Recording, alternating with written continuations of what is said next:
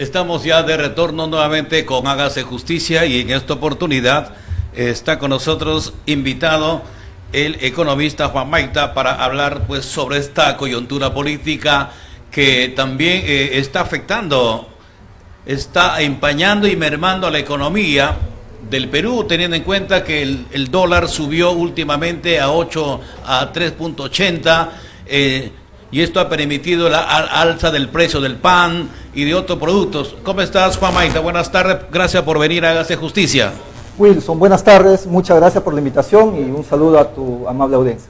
Bueno, verdad que queremos extender esta cobertura de qué, de analizar pues esta situación política que se está atravesando aquí en el Perú y que también antes de que ya se elija un presidente, la economía está empezando a menguar, como que empieza a sacudirse, alza del pollo, alza del pan y alza también del dólar, que llegó a su máxima expresión, es decir, históricamente, ¿no? Aquí en el Perú a 3.80. ¿A qué se debe todo esto, Juan Mayta?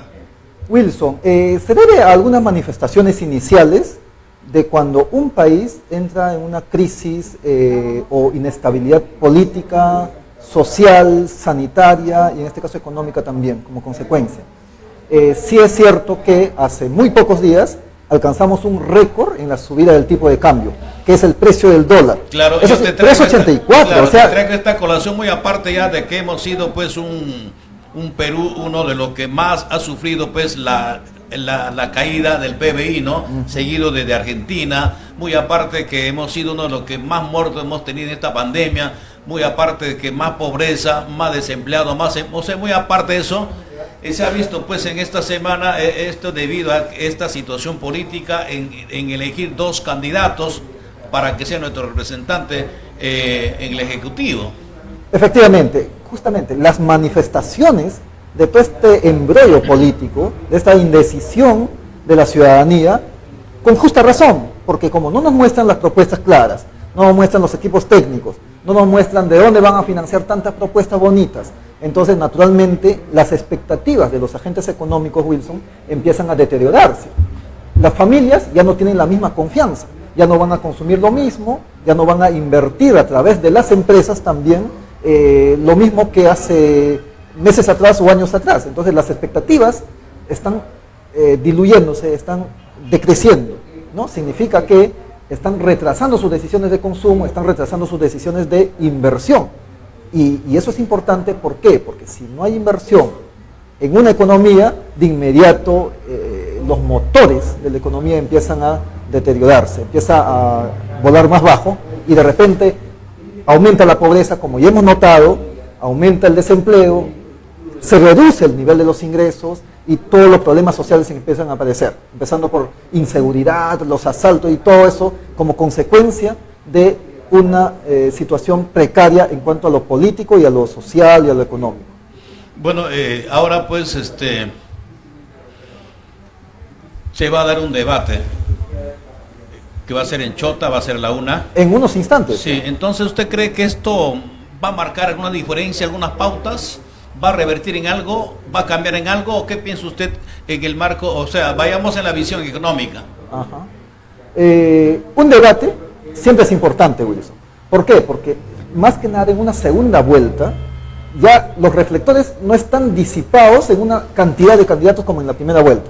Ahora están en Keiko Fujimori y en Pedro Castillo.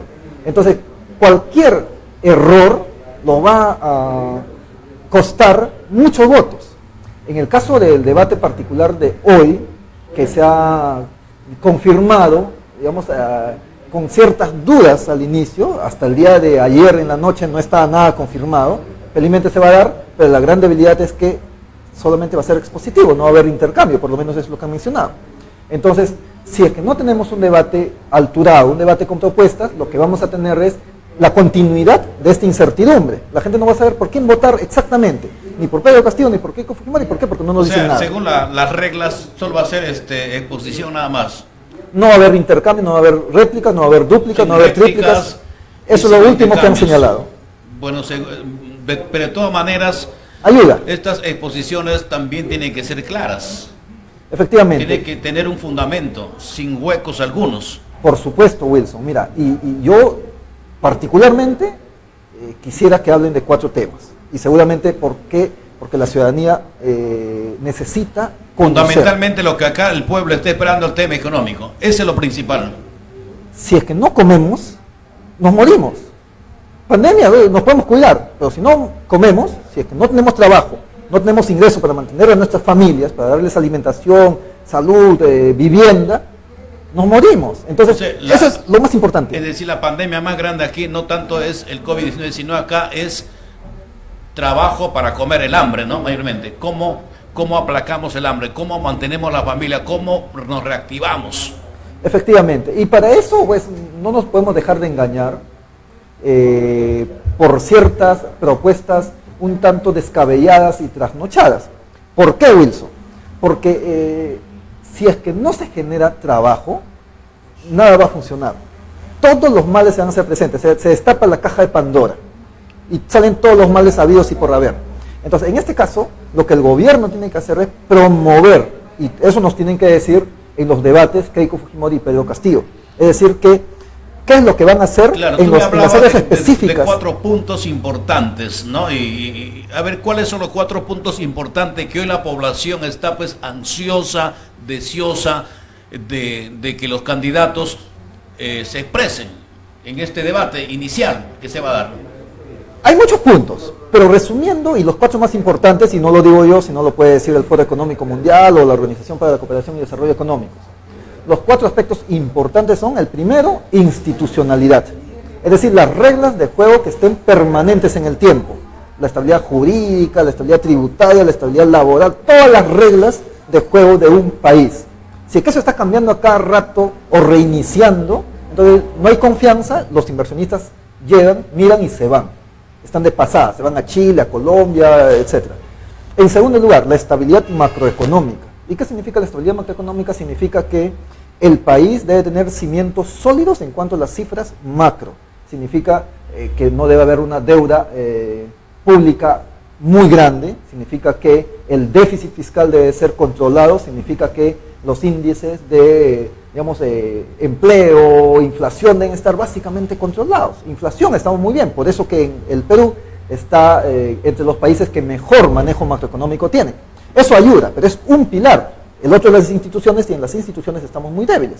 Cuando cualquier rato se quiere cerrar una institución, ¿no? O sea, a la loca, se me ocurre y digo, voy a cerrar la Defensoría del Pueblo, ¿no? Entonces, eso debilita este segundo pilar, o el primer pilar. Segundo pilar, la estabilidad macroeconómica. El tercer pilar tiene que ver con la infraestructura, Wilson. Es decir, todo este aparato de infraestructura, no solamente la infraestructura física, también infraestructura eléctrica, de comunicaciones, etc.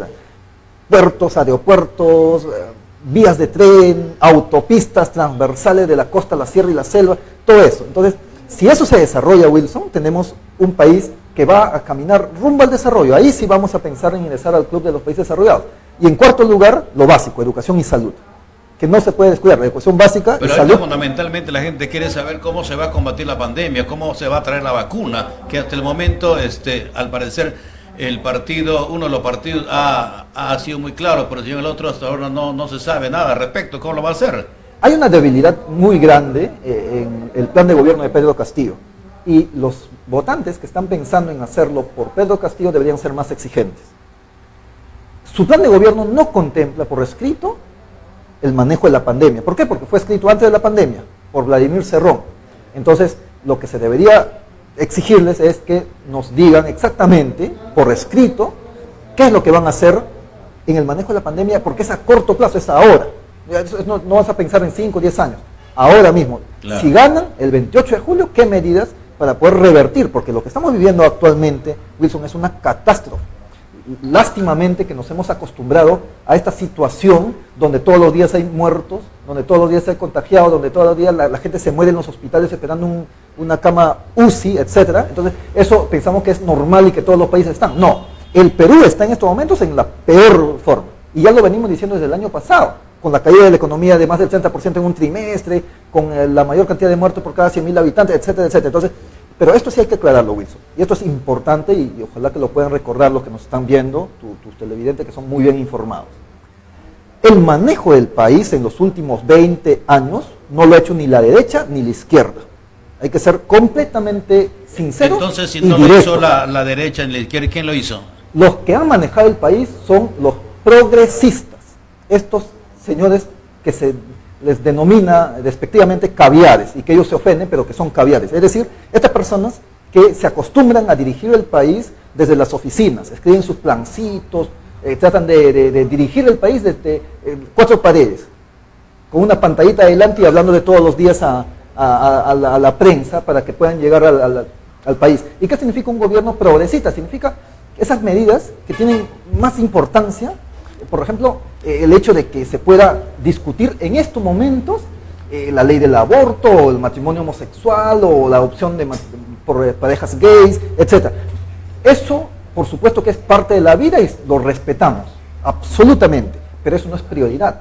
Eso ha sido prioridad, el enfoque de género y decir que nuestros niños deben hablar todos, X y Y, Z y no sé qué más, ¿no? Entonces, eso no es prioridad, pues, Wilson. Ellos nos han gobernado estos últimos años y han destruido nuestro sistema educativo. Entonces, lo que nosotros tenemos ahora es que entender que si nos va a gobernar la derecha o la izquierda, que sean ellos, no que la progresiva caviar se meta a los aparatos del Estado, a todo el aparato estatal, y que pueda destruir toda la educación, la salud, y desde sus 4 oficinas, gente ociosa que nunca ha subido un cerro, que nunca ha viajado al interior del país, no conoce ni siquiera 2 departamentos. O sea, más claro es de que los candidatos tienen que también salir justamente a hablar de esto, de que son ellos que van a gobernar, ya no los caviares que gobiernan desde una oficina, desde un púlpito, desde una computadora o desde un plan de reglaje conforme ellos quieren que sean las cosas. Efectivamente. ¿Y quiénes son estos caviares que menciono, no? Por ejemplo, está IDL con Gustavo Gorriti, ¿no? Están la ONG Transparencia, algunos grupos de la Universidad Católica, últimamente la Universidad Pacífico también se está maleando. Es decir, estos grupos, ¿no? Que son sangrones, ¿no? que viven a costa del Estado y que nunca han hecho nada y han tenido 20 años y le echan la culpa o a la derecha o a la izquierda, ¿no? Esta gente parásita tiene que salir del Estado, liderados por Martín Vizcarra últimamente, por Francisco Sagasti, ¿no? Esta gente que no entiende cómo opera el Estado y por lo tanto nos dicen, van a salir de lunes, miércoles y viernes los varones y martes, jueves y sábado las mujeres, o simplemente pruebas rápidas que son inservibles, ¿no? Entonces, estas medidas, ¿no? Donde se gasta la plata implementando un enfoque de género que no es prioritario en este momento cuando la gente se está muriendo de hambre y está muriéndose por falta de oxígeno. Para terminar la entrevista, economista Juan Maita, ¿cuál cree que va a ser el resultado de este debate que ya está por iniciarse y qué piensa usted de después de las 2 de la tarde, ya para mañana? ¿Qué cambiaría todo esto? Bueno, vamos a ponernos un tanto más sonrientes ya, porque también el fragor de la conversación hace que nos veamos más serios.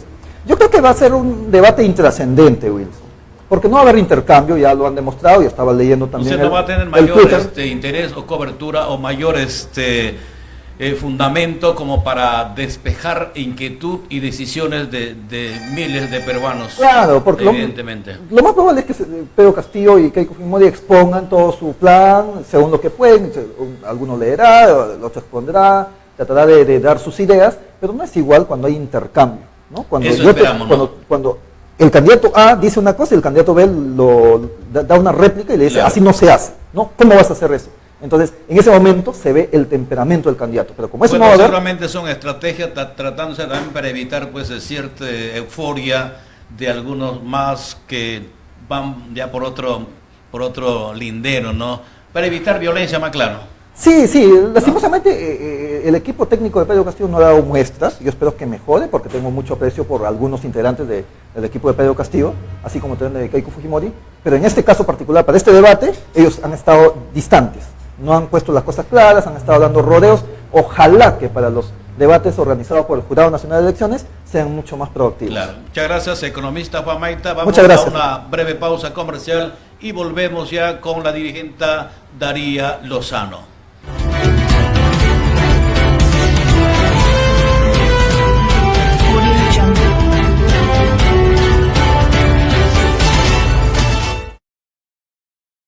Estás viendo Telestar Televisión, el canal de lo nuestro. En Lima, Canal 3 de Supercable, transmitiendo las 24 horas del día. y para todo el mundo en las redes sociales.